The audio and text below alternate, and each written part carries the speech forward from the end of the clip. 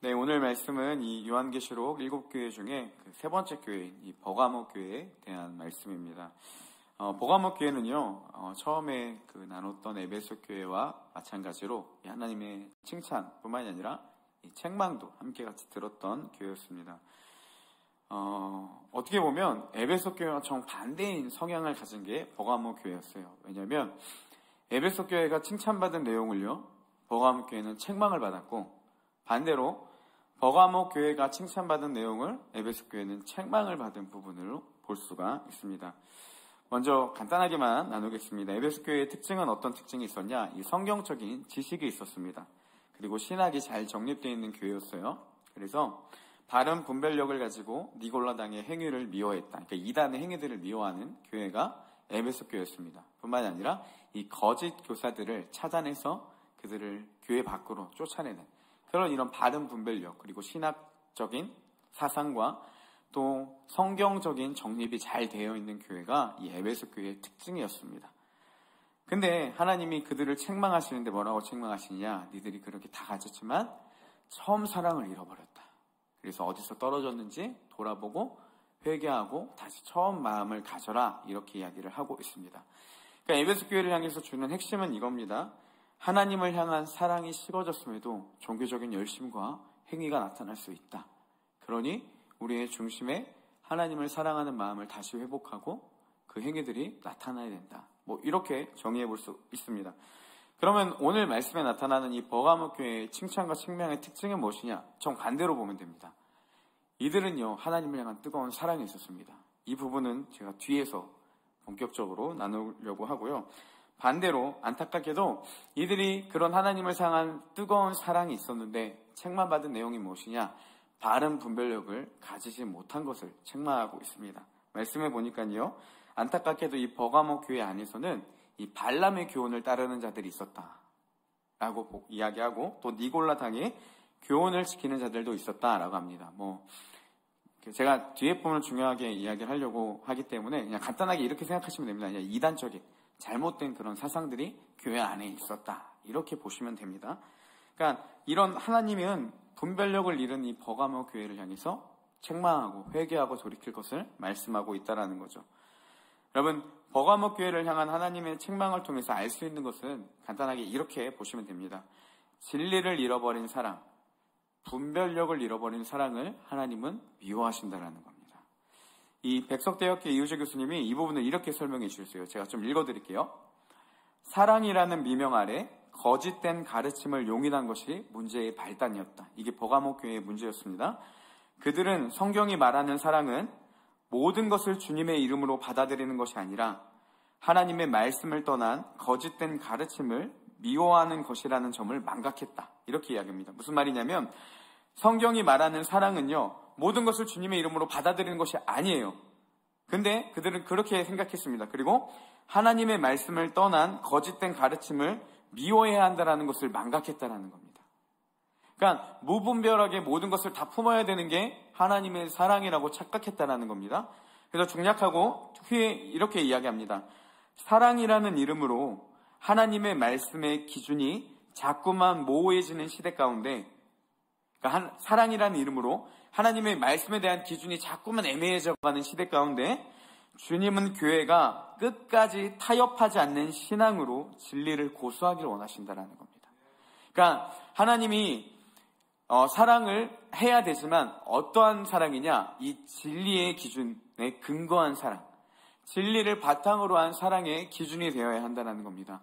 여러분, 우리 그리스도인들은 사랑해야 됩니다. 단 어떤 것 안에서요? 진리 안에서, 또 예수 그리스도 안에서 사랑해야 되는 겁니다.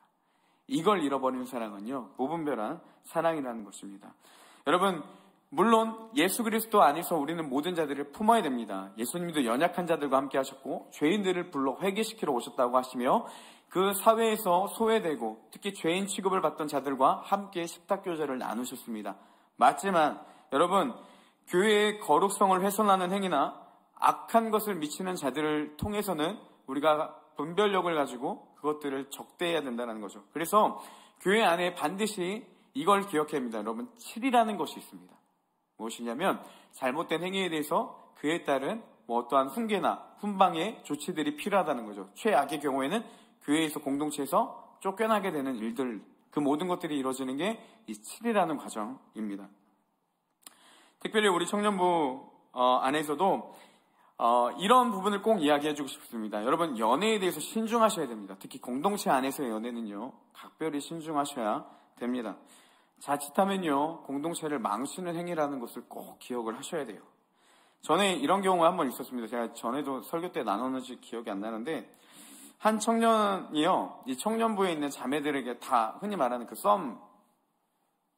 뭐라고 하죠? 이걸 뭐 애프터는 좀 그렇고, 하여튼 그런 내가 너를 좋아해 라는 행위들을 계속 다 날려붙습니다. 여기에 대고 이 자매하고 이 자매하고 이 자매하고. 그러니까 이 친구들끼리 그 얘기하다가 그 얘기를 나누면서 힘들어갖고 저한테 와서 얘기했어요. 목사님, 이 친구가 자꾸 이 주변의 자매들은 다 그런 얘기를 하고 다녀요. 그래서 제가 그 친구를 불렀습니다. 너 왜 그랬냐? 이렇게 물어보니까 그 친구가 이런 얘기를 했습니다. 하나님의 뜻을 분별하기 위해서, 그러니까 제가 예를 들어 다 얘기하는 거예요. 뭐 성찬에게도 얘기하고 홍준에게도 얘기하고 뭐 갑자기 형제 이름 생각이 안 나네. 하민이 형에게도 얘기해서 그 중에서 긍정적으로 대답하는 사람이 하나님이 정해주신 사람이다. 이렇게 자기가 분별을 하려고 했다는 겁니다. 어이가 없는 이야기인데 이 친구는 진지했어요. 그렇게 하나님의 뜻을 분별하려고 했던 겁니다. 그래서 얘기를 했습니다. 그렇게 하는 게 아니다. 이거는 그렇게 하는 게 아니고 당신이 그 행위는 이 공동체를 파괴하는 엄청난 잘못된 행동이다. 그렇게 이야기를 해줬습니다. 그리고 나서 제가 얘기했습니다. 당신 몰랐으니까 이번에는 넘어가겠지만 혹시라도 형제님 또 계속 그렇게 하시면 제가 반드시 조치를 취하겠습니다. 그래서 당신 계속 이렇게 하면 청년부 안에 활동할 수 없을 정도로 제가 조치를 취하겠습니다. 그 정도로 심각한 행위니까 다시는 하지 마세요. 이렇게 이야기를 했었습니다. 여러분, 진리의 기준이 없이 이 진리를 잃어버린 사랑은요, 사랑이 아닙니다. 여러분, 그들을 품어줘야 되는 것도 맞지만 공동체 안에 파괴를 일으키고 분란을 일으키는 행위는요, 반드시 제재를 당해야 된다는 거예요. 분별할 수 있어야 된다는 겁니다. 특별히 여러분, 연애는요, 여러분, 이 친구 만나고 저 친구 만나고 저 친구 만나고 공동체 어떻게 하려고 그러세요? 꼭 이전까지는 리셋입니다. 앞으로는 하나님 안에서 공동체를 사랑하는 마음으로, 좋아하는 마음이 안 생길 수는 없지만 여러분 신중하게 분별하시고 하셔야 됩니다. 그래서 제가 이 시청에는 얘기했습니다. 한 번 이상의 연애는 절대 안 됩니다.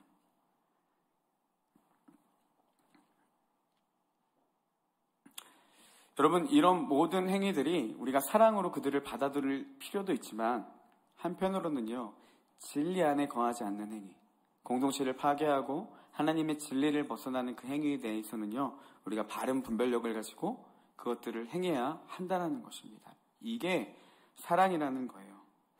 우리 청년부 안에서도 바른 성경적인 기준이 있어야 됩니다. 제가 어떻게 보면 같이 운비자매도 그랬지만 그리스도 안에서 어느 정도 기준을 세우도록 이야기를 했던 부분도 바로 이런 부분이었습니다. 왜냐하면 예배가 무너지고 공동체가 무너지기 때문에 어떠한 일정한 기준을 세우고 예배를 세우려고 했던 목적도 바로 이런 거였습니다. 상처받는다는 말로요, 문제가 묵인되어서는 안 되고 진리를 벗어난 행위들은요, 반드시 가르치고 그 진리의 기준으로 우리는 그 안에서 사랑해야 한다는 것이죠. 단 이것들은요, 여러분 중요한 게 지체들끼리 하면 반드시 상처받고 싸웁니다.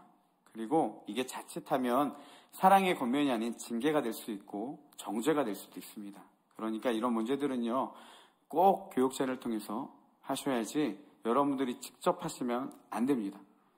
공동체를 더 상하게 하는 행위가 될 수 있기 때문에 유주할 목사님이나 저를 통해서 이런 부분들은 다뤄져야 한다는 것이죠. 우리 공동체가 이런 바른 분별력을 갖는 공동체가 되기를 소망합니다. 여러분, 버가모 교회는요, 막 생명을 걸고 신앙생활 했던 곳이에요. 근데 그 안에서 정말 목숨 걸고 생명을 걸고 신앙생활 하는 자들에게 야, 너 그 가르침이 잘못된 것 같아. 너 이게 좀 문제가 있는 것 같은데 얘기를 할 수 없는 상황이었습니다. 왜냐하면 가뜩이나 힘들게 신앙생활을 하는데 그들에게 그런 말이 상처가 되어서 교회를 떠나게 하는 일들로 자기가 그런 시험에 들게 만드는 일을 할까봐 두려웠던 거예요.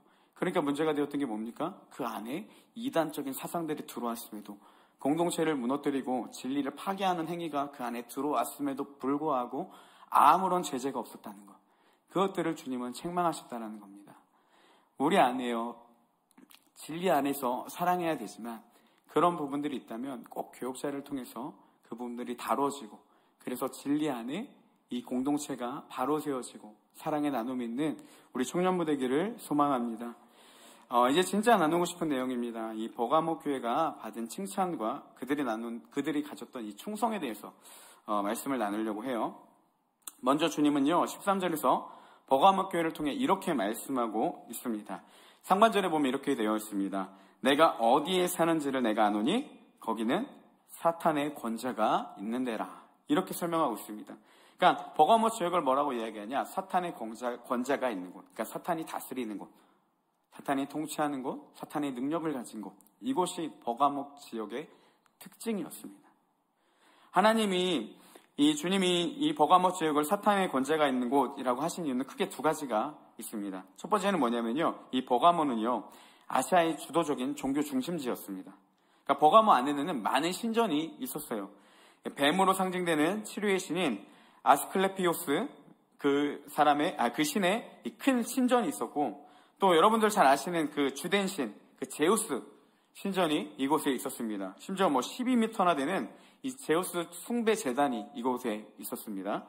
그리고 이 외에도 승리의 여신이며 버가모 도시의 수호신이라고 했던 아데나, 그리고 황소에 상징되는 왕조의 수호신인 이 디오니소스 등 이 여러 가지 신들을 숭배하는 신당, 신전, 재단, 그리고 사당들이 이 버가모 지역에 많이 있었습니다. 그러니까 종교적으로 혼탁한 도시가 이 버가모 지역이었어요. 그리고 두 번째, 이게 이제 사탄의 권자라고 보는 그 주된 목적인데요. 두 번째는 뭐냐면 이 버가모는요, 아시아에서 황제 숭배의 중심지였습니다. 사탄의 권자가 있다고 표현한 가장 유력한 부분인데, 당시 로마 황제를요, 신의 아들, 구원자, 이렇게 신격화해서 이야기를 했는데, 그래서 그 로마 황제들에게 표현됐던 표현이 뭐냐면 퀴리오스, 이 주라는 고백이었습니다.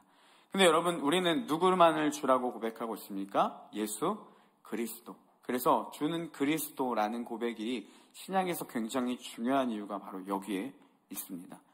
그리스도인들은 오직 예수님만이 우리의 주, 신이라고 이야기를 하지만, 그 로마 그 시대 가운데 있었던 그 사상이 뭐였냐? 이 황제들이 신격화하는 그런 일들이 계속해서 교차됐다는 거죠. 이 크로델이라는 신학자는요, 황제 숭배가 만연한 이 당시 버가모 지역, 그리고 그 교인들에 대해서 이렇게 설명했습니다. 그리스도인들이 아스클레피오스 숭배와 같은 민속 숭배보다 크게 만연되어 있던 이 황제 숭배 때문에 버가모에서 많은 박해를 받았다라고 합니다. 그러니까 이 황제 숭배로 인해서요, 그들은 많은 박해를 받았습니다.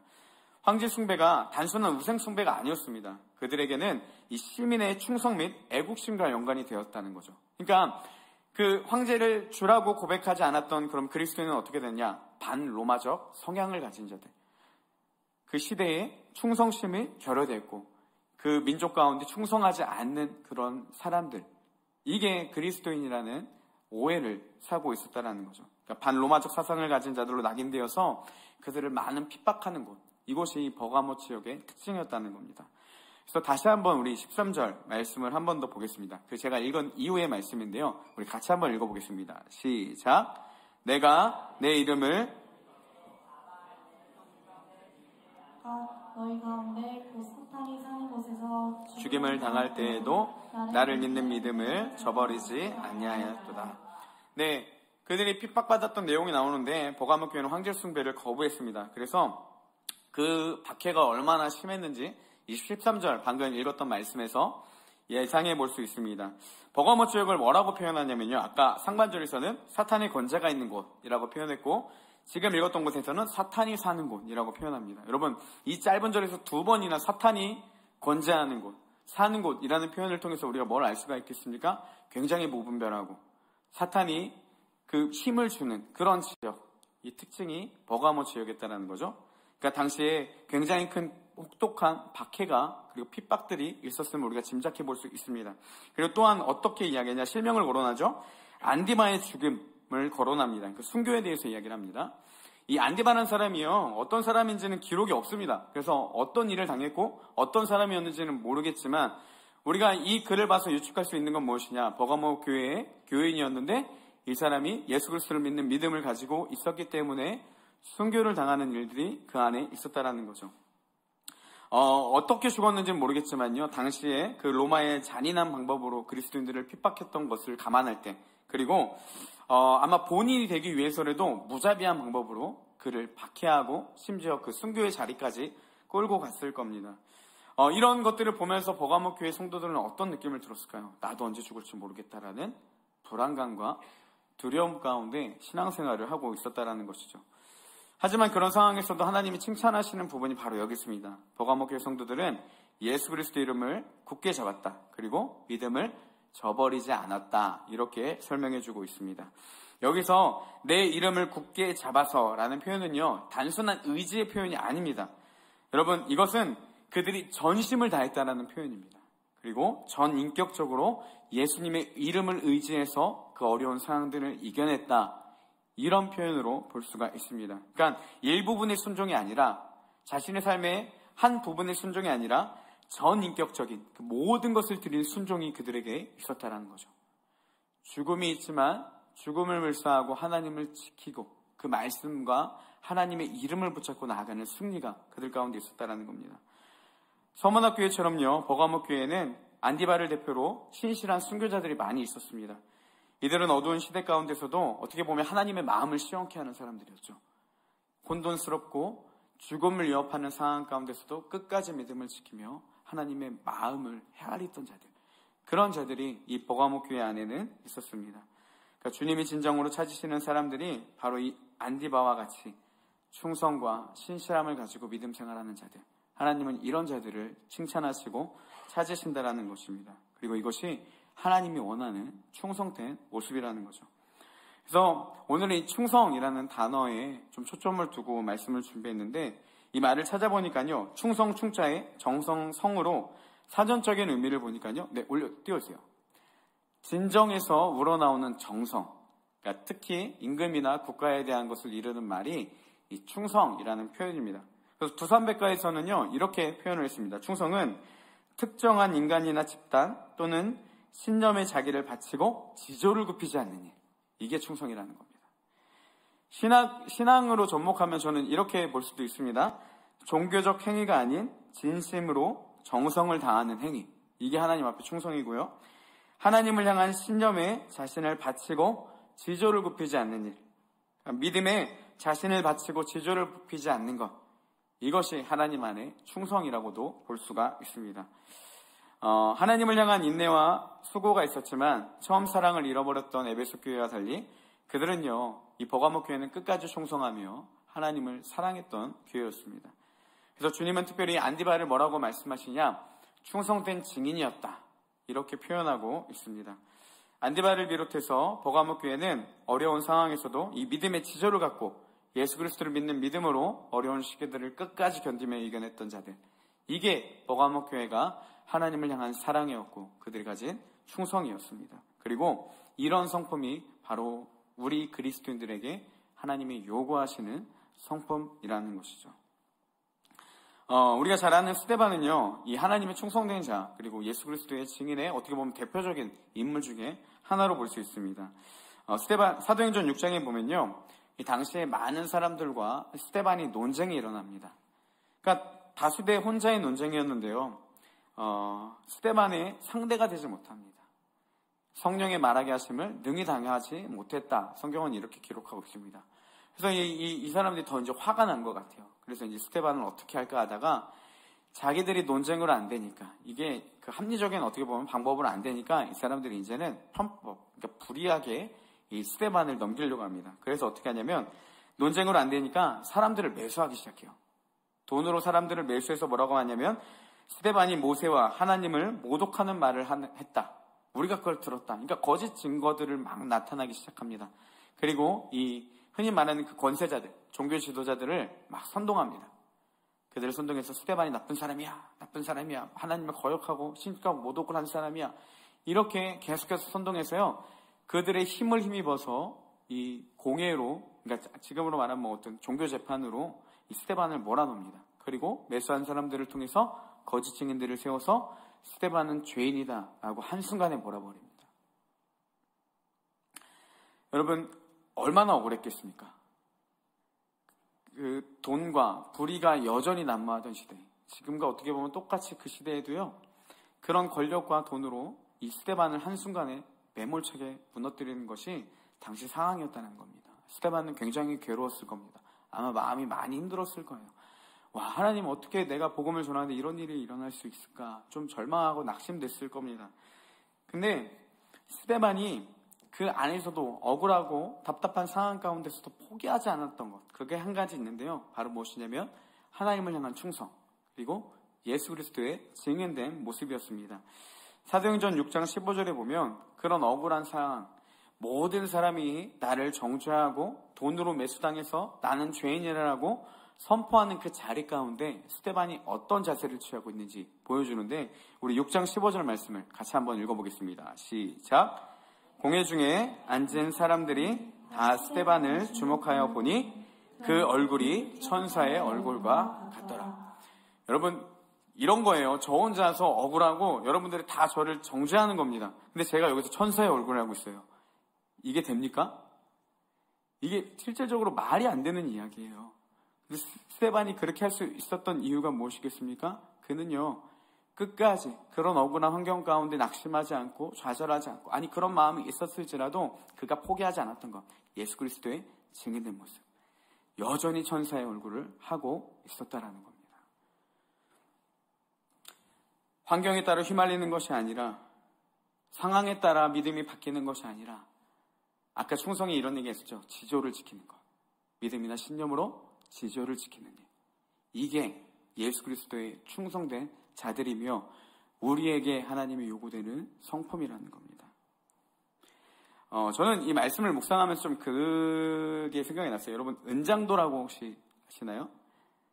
은장도는 요즘에 좀 많이 안 나오나? 은장도라고 하면 보통 이제 예전에 막 사극에 보면 그랬어요. 여인들이 이렇게 품고 있다가 자기의 정조를 뺏기는 상황이 오면 이 은장도를 갑자기 딱 꺼내서 그 사람을 죽이거나, 안 될 것 같으면 자결을 해서 자신의 정조를 지키는 그런 도구로 이렇게 드라마나 많이 비춰졌습니다. 근데 뭐 좀 찾아봤더니요, 이 역사적으로 생각보다 그렇게 정조를 지키기 위해서 은장도가 쓰이진 않았다, 뭐 이런 이야기도 있기는 한데, 어쨌든 뭐 지금은 좀 많이 안 나오긴 하지만 한때 이 은장도 하면요, 이 여인들이 정조를 지키기 위해 쓰였던 도구, 이게 은장도였습니다. 그러니까 여러분, 그 안에는 어떤 의미가 담겨져 있겠습니까? 내가 차라리 죽을지라도 내 정조는 뺏길 수 없다라는 거죠. 그게 은장도의 역할이었습니다. 차라리 죽더라도 내 정조를 빼앗길 수 없다라는 그 은장도의 의미처럼, 여러분, 예수님을 신랑으로 한 신부인 교회도 이와 같아야 된다라는 거죠. 내 목에 칼이 들어와도 하나님은 포기할 수 없다라는 거. 믿음의, 신념의 지조를 지키는 행위, 이게 하나님 앞에 충성이라는 것입니다. 신앙생활을 하다 보면요, 나만 손해본다라는 생각이 들 때가 많이 있습니다. 자존심이란 자존심은 다 구기고 버리고 그렇게 사역할 때도 있어요. 열심히 섬기며 봉사할수록 나는 더욱더 바보 같아 보이고 호구처럼 느껴지는 경우도 많이 있습니다.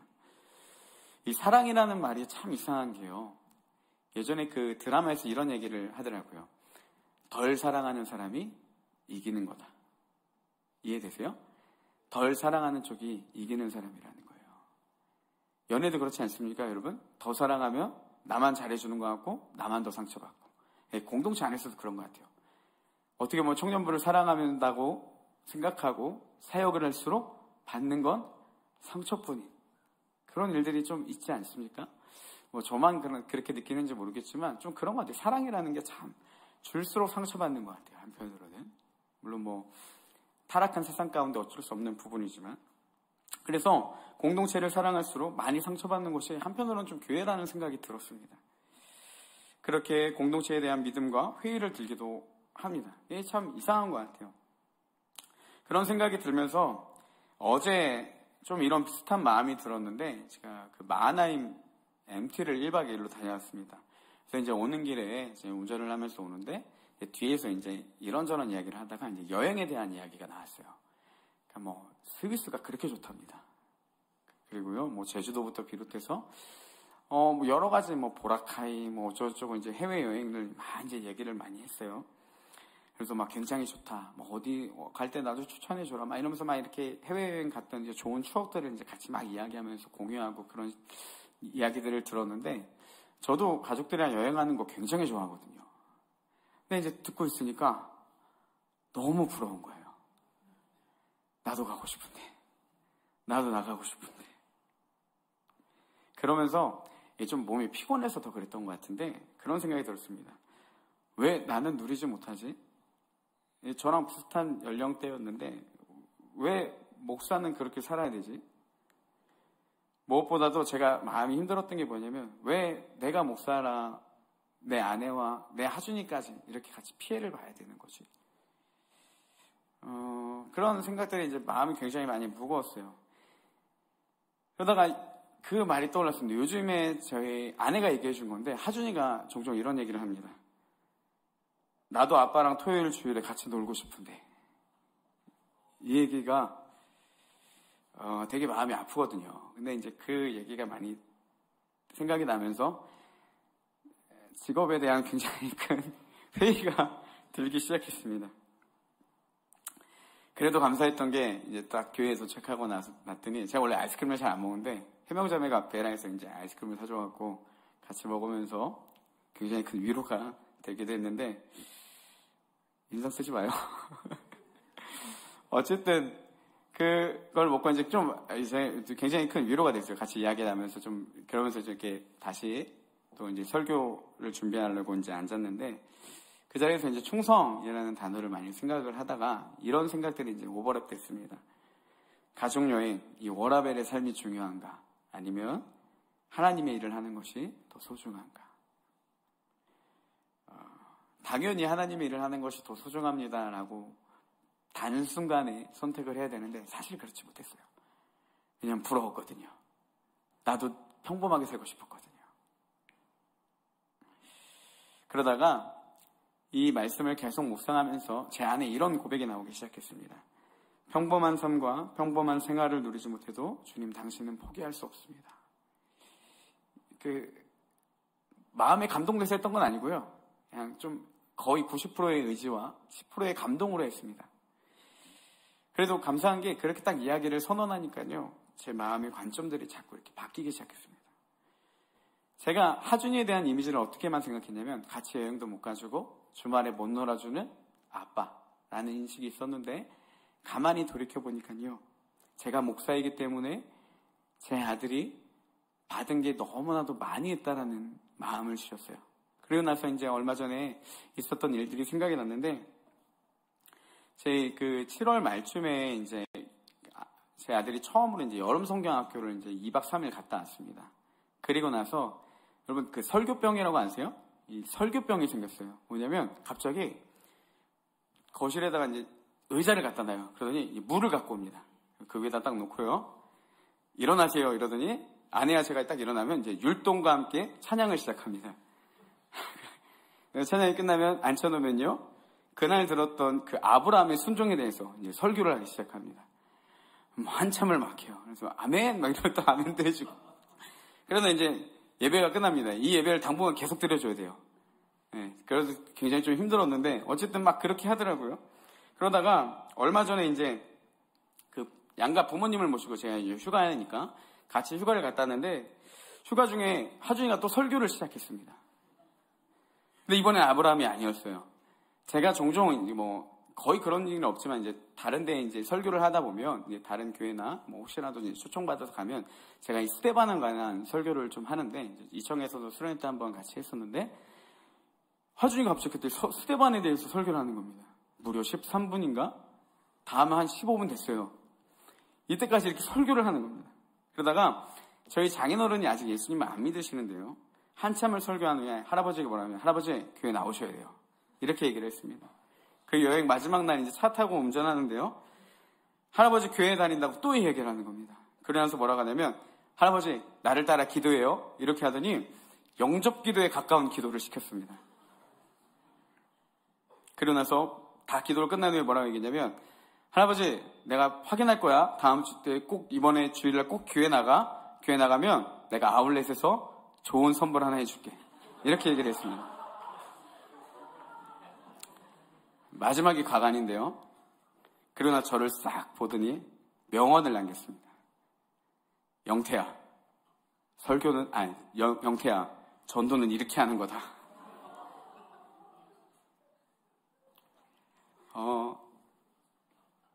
많은 걸 뺏겼다고 생각했거든요.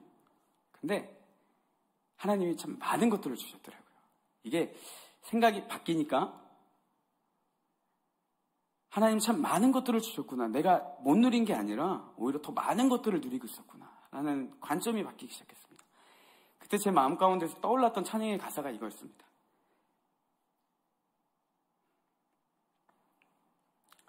공평하신 하나님이 나 남이 가진 것 나 없지만, 공평하신 하나님이 나 남이 없는 것 갖게 하셨네. 죄송합니다. 이 찬양의 가사처럼 하나님이 저희 가정 가운데 참 많은 것들을 주셨는데 이미 넘치도록 부어주셨구나. 참 그런 생각이 들었어요. 주신 것을 보지 못할 때는요, 불평이 많았습니다. 왜 내가 이렇게 해야 되지? 근데요, 주신 것들을 바라볼 때 관점이 바뀌기 시작해요. 내가 누리지 못했던 것들, 세상 가운데 그리스도인이라는 이름 가운데 똑같이 누리지 못했던 것들, 그게 조금도 부럽지 않아요. 왜? 이미 하나님은요, 남이 갖지 못한 것, 너무나도 많은 것들을 주시고 누리게 하셨기 때문입니다. 여러분, 우리가 왜 세상에 목매이는지 아십니까? 하나님이 주신 은혜들을 바라보지 못했기 때문이에요. 안 주셔서가 아니라요, 주신 것들을 누리지 못했기 때문이고, 안 주신 게 아니라요, 주신 것들을 우리가 바라보지 못했기 때문이라는 거예요. 이미 우리 가운데 허락하신 그 하나님의 은혜를 바라보게 되면 우리가 누리지 못했던 것들, 세상에 주는 기쁨들 단 1%도 부럽지 않습니다. 이미 하나님 안에서 우리가 다 경험해보지 않았습니까?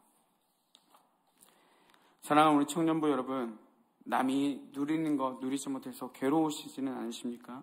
혹시라도 하나님이 라는 이유로 받았던 부당함이나 고난들이 괴롭고 힘들지는 않습니까? 그때마다 수련을 통해 우리에게 주셨던 은혜, 아무것도 누린 것 없지만 주님의 전적인 은혜로 우리 가운데 찾아오셔서 우리를 만져주셨던 그 은혜, 그 은혜들을 떠올리시기를 소망합니다. 내 삶을 돌아보며 이전에는 알지 못했던, 그리고 어느 순간부터 잊고 살았던 그 하나님의 은혜를 다시 기억해서 나아가는 것. 그렇게 시작할 때 그리스도인이라는 이름으로 받는 부당함, 예배의 지루함, 답답함, 이 종교적인 이상한 정죄감, 그 모든 것들이 다 중요치 않게 돼요. 왜냐? 하나님의 사랑은, 하나님의 은혜는 그 모든 것을 다 뛰어넘을 만큼 크고 놀랍기 때문입니다. 버가모 교회가 목숨은 버릴지언정 내가 이 지조를 버릴 수 없다 라고 고백했던 이유가 뭐겠습니까? 하나님의 사랑이 자신의 생명의 죽음보다 뛰어나기 때문임을 알았겠다는 거예요. 그렇기 때문에 그들에게는 죽음보다 더 두려운 것은 하나님과의 분열이었습니다. 그러니 그 믿음을 끝까지 지킬 수 있다는 것입니다. 우리에게 주신 하나님의 귀한 은혜들, 이미 우리 가운데 허락하신 많은 은혜들을 여러분 되새기며 누리시기를 소망합니다.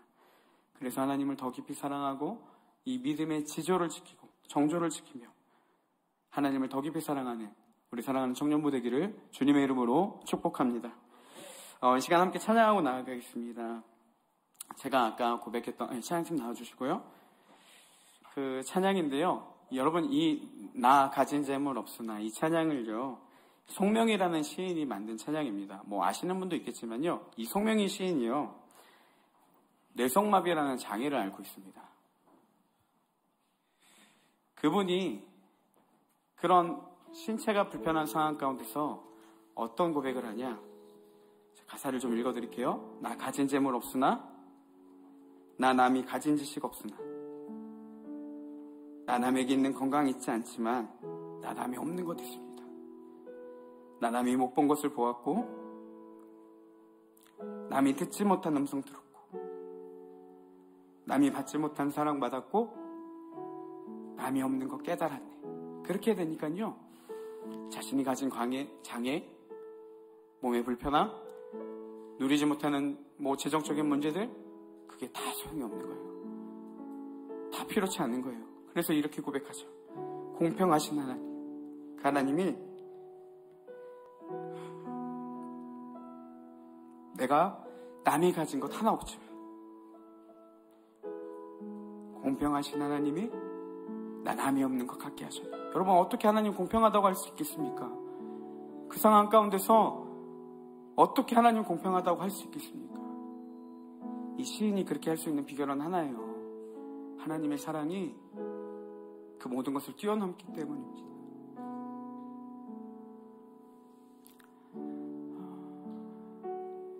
우리가 그런 마음으로 함께 같이 고백하며 찬양하는 시간 되었으면 좋겠습니다. 우리 이 시인의 마음을 좀 기억하고 우리의 삶 가운데 신앙생활하며 어려운 부분들, 하나님께 충성을 잃어버린 모습들, 우리에게 주신 은혜들을 기억하며 다시 회복되고 이 정조를 지키며 믿음 가운데 나아가는 우리 청년부 되기를 소망합니다. 우리 그런 마음으로 함께 찬양하며 나아가겠습니다.